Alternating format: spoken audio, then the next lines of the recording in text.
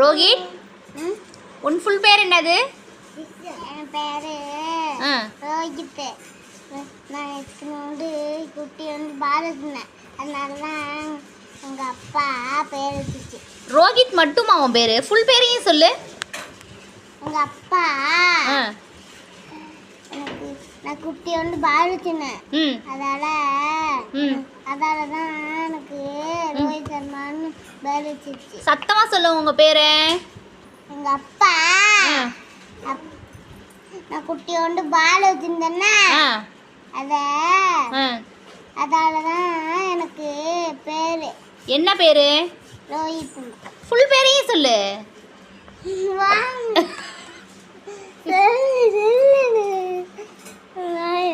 வாய் வலிக்குதா? ரோஹித் சர்மான்னு சொல்லு. ரோஹித் சர்மா. நல்லா தெளிவாக சொல்லு. ரோஹித்